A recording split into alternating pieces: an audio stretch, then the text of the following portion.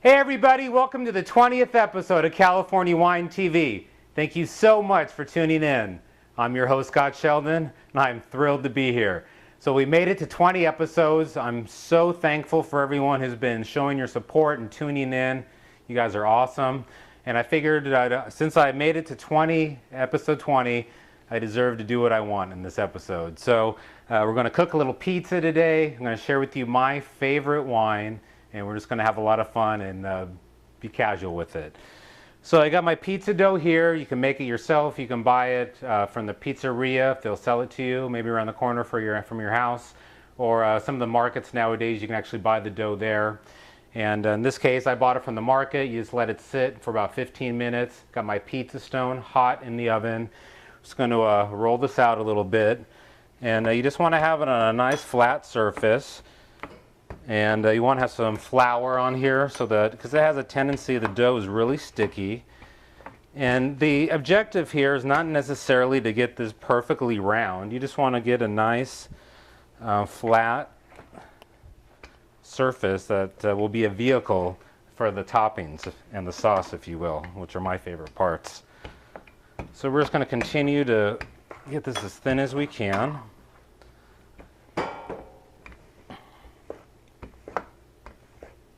Keep rolling this out. Turn this around so I can get a little bit better angle on it. You know, some people like to do it by hand. Some people like the rolling pin. There's all different ways that you can do this. But the objective is really just the same. Nice. I like the really thin crust myself.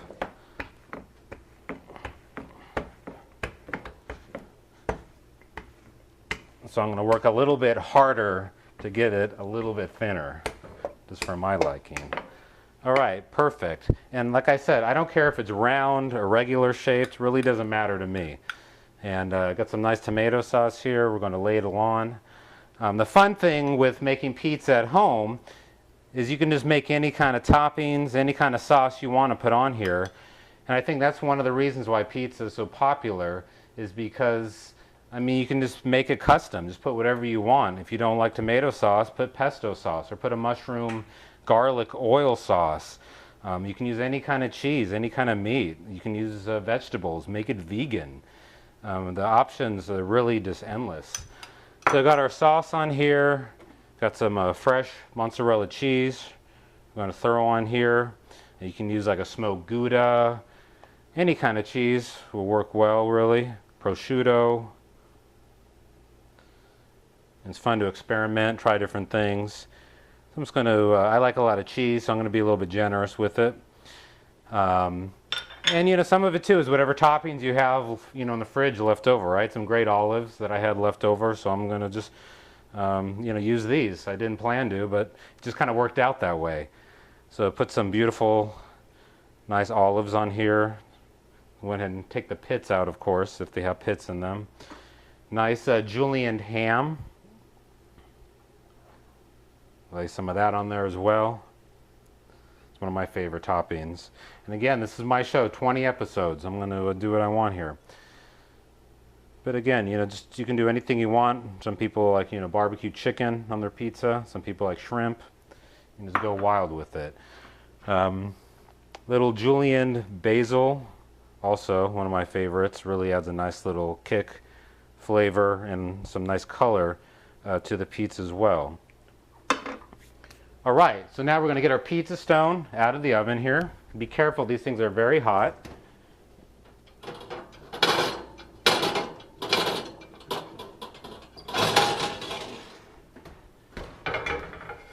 You want to always put it in the medium rack, kind of in the oven, is where you want to keep this thing. Now we're going to transfer this over, get it on the pizza stone. Once again, we got the fire alarm going off. Not the first time this has happened at California Wine TV, but we're not going to let it stop us.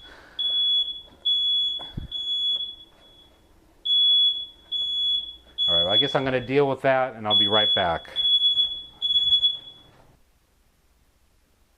All right, welcome back. So sorry for the drama in the kitchen yet again.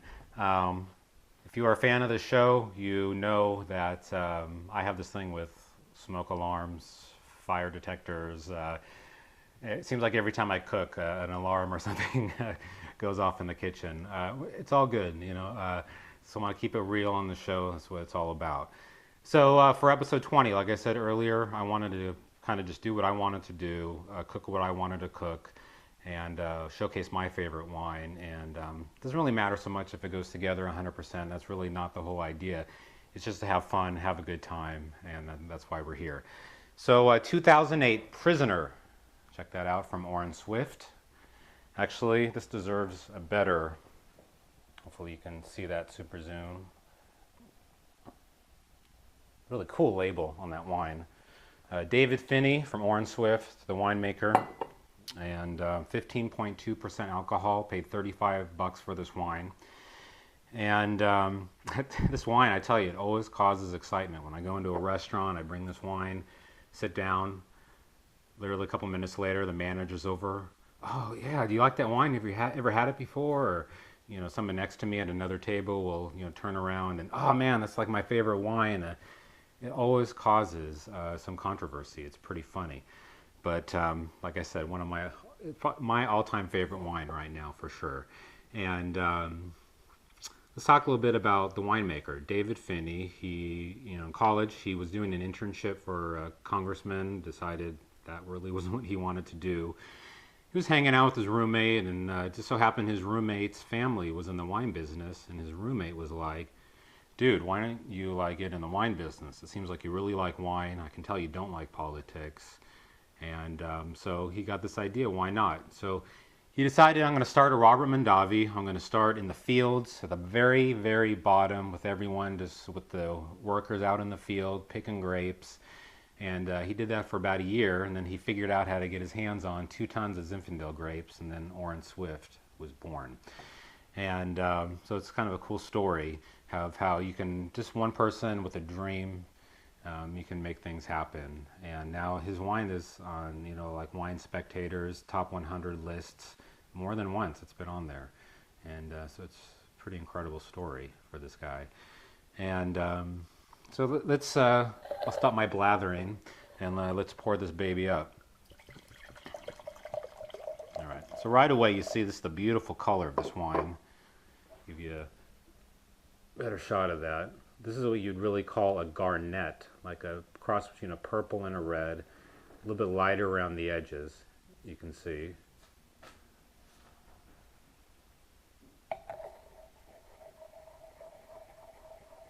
All right, let's give this a smell. Wow, this wine is total stereotypical definition of a fruit bomb.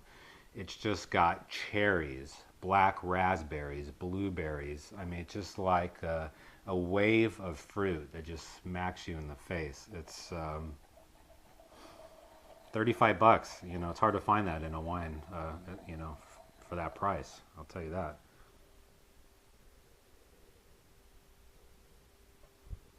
Some mocha, a little bit of kind of like a bittersweet chocolate action. See what else is going on in here.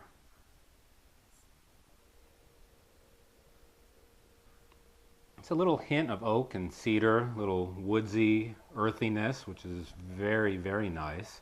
Nice compliment to the fruit. Let's give this wine a taste.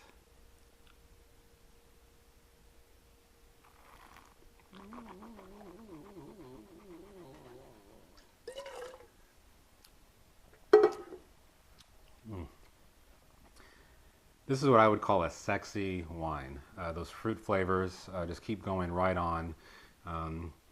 That frontal attack, the first thing that hits your mouth, the beginning of the attack is just pure fruit explosion. And then it just continues on. And it's incredible how long the finish on this wine just keeps going.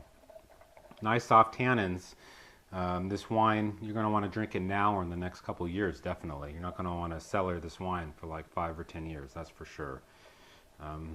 It's going to be ready much sooner than that. Yeah, I really like kind of like that cedar box. A little bit of like an Asian spice thing going on as well.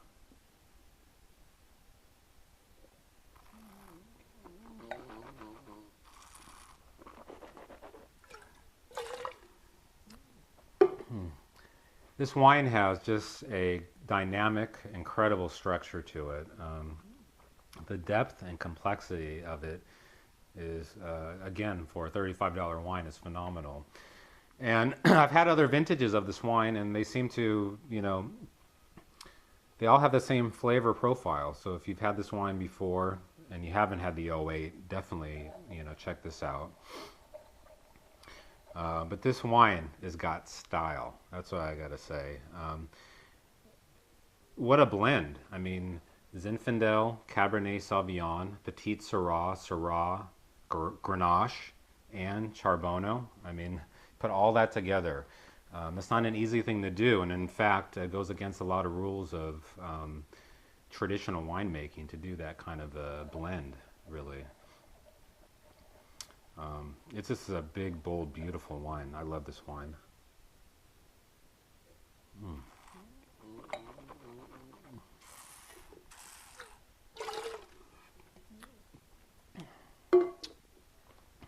It's just so smooth and silky too, on the palate. It's really incredible. So because of all the commotion earlier, if you forgot, we were cooking pizza. See my very rustic shaped pizza. I don't like looking like a cookie cutter Domino's action. I got some ham, olives, some fresh basil on here. Let's give it a little taste.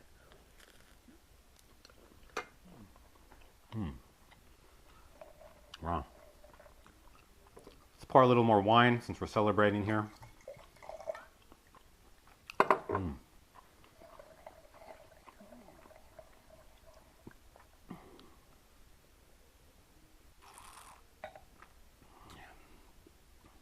Awesome. So, it doesn't always have to be like the best pairing that the critics say, like, yeah, you got to, have lamb chops or, a New York steak with this wine. Those are great combinations, don't get me wrong. But in this case, I want to have my favorite wine. I feel like some pizza. There's nothing wrong with that combination. I'll tell you that right now. So I just want to thank everyone for your dedication, for hanging in there with me. I didn't know if I would get to 20 episodes, but it's been so much fun.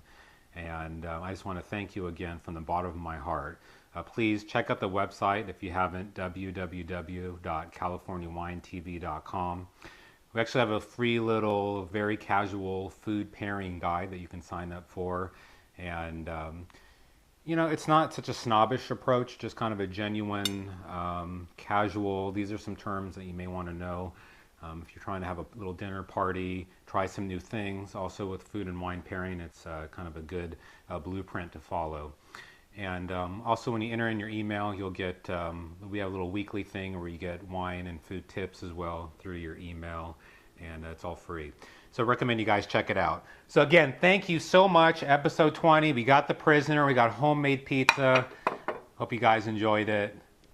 Take care.